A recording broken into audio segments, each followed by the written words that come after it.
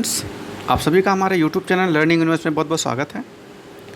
बच्चों, इस वीडियो में हम 8वीं क्लास की हिंदी विषय की वर्कशीट नंबर 2 जो कि 14 जुलाई के लिए है उसको लेकर हाजिर हुए हैं।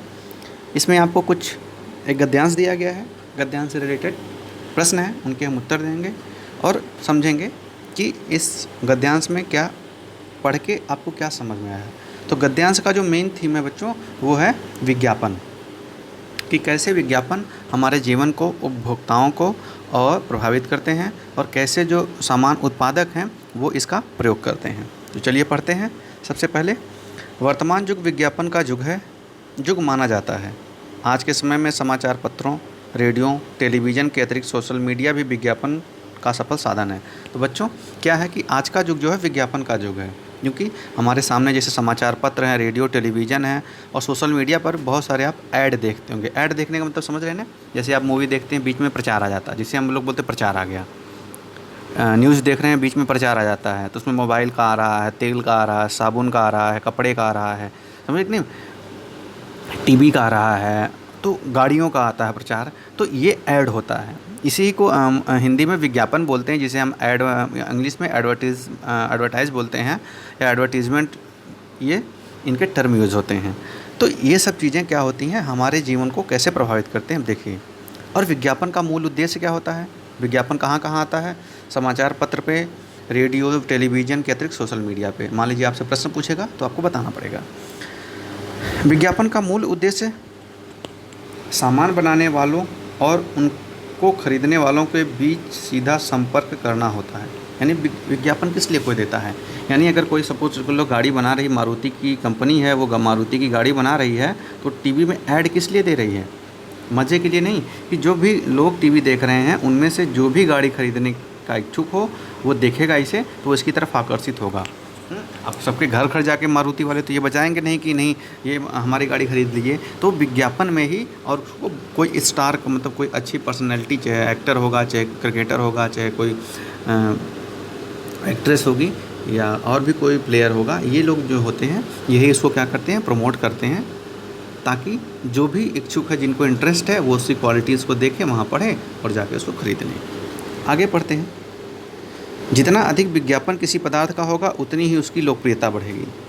जितना ज़्यादा विज्ञापन होगा, ऐड होगा, उतने ज़्यादा उसका क्या होता है। जैसे मोबाइल है, नई मोबाइल कैसे आपको पता लॉन्च हुई, तो उसका ऐड आता है। तो जब ज़्यादा ऐड आने लगता है तो आपको लगता है अरे नया ये सेट लॉन्च हुआ है, तो लोग उसकी लोकप्रियता बढ़ती है और इन विज्ञापनों पर धन तो अधिक व्यय होता है पर इनकी बिक्री बढ़ जाती है।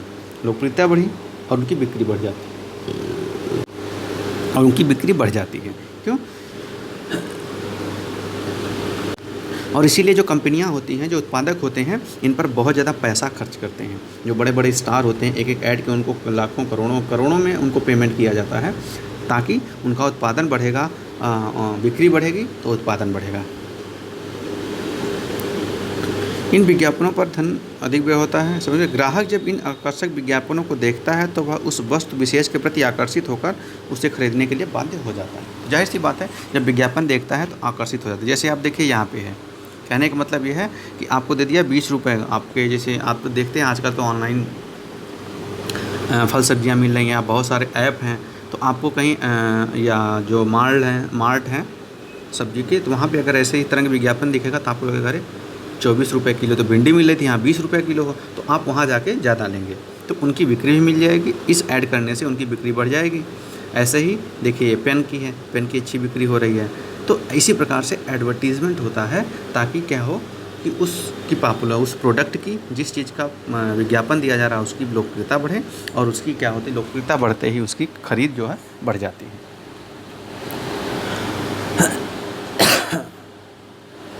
सॉरी। अब चलिए पहला प्रश्न का उत्तर देते हैं। वर्तमान युग में विज्ञापन में कौन कौन से प्रमुख साधन हैं? बच्चों, आपको पता है समाचार पत्र है, रेडियो, टेलीविज़न, सोशल मीडिया, ये आप लिखेंगे। विज्ञापन का मूल उद्देश्य क्या है? उत्पादक एवं जो उपभोक्ता है के बीच संबंध स्थापित करना, लिखना है। सामान बनाने वाले लोग विज्ञापनों पर धैर्य क्यों व्यक्त करते हैं? क्योंकि विज्ञापन पर धैर्य व्यक्त करने से उनका विज्ञापन क्या होगा, उनका जो उत्पाद है लोकप्रिय होगा। क्या होगा? लोकप्रिय होगा। इसे आप सुन लीजिए, और लोकप्रिय होगा तो उसकी बिक्री बढ़ जाएगी। ग्राहक पर विज्ञापनों का क्या प्रभाव पड़ता है?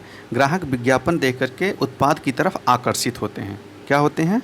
उत्पाद की तरफ, यानी जिसका हो रहा है विज्ञापन, जैसे मान लीजिए अगर मोबाइल का है तो उस मोबाइल की तरफ क्या होंगे? वो उत्पाद की तरफ आकर्षित होते हैं। क्या होते हैं?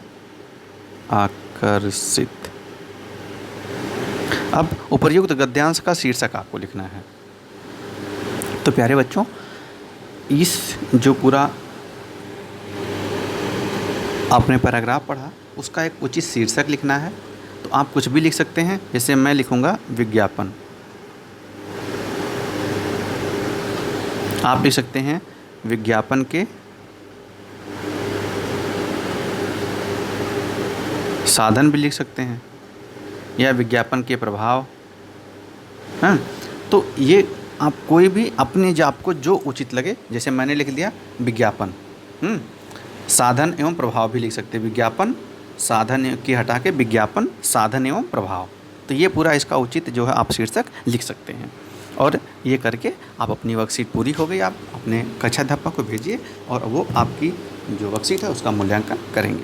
वीडियो देखने के लिए आप सभी बच्चों का बहुत बहुत धन्यवाद। और अगर आपको हमारी वीडियो पसंद आए तो आप हमारे चैनल पर बने रहने के लिए हमारे चैनल को सब्सक्राइब करिए, वीडियो को लाइक करिए और ज़्यादा से ज़्यादा इसे शेयर करिए। धन्यवाद।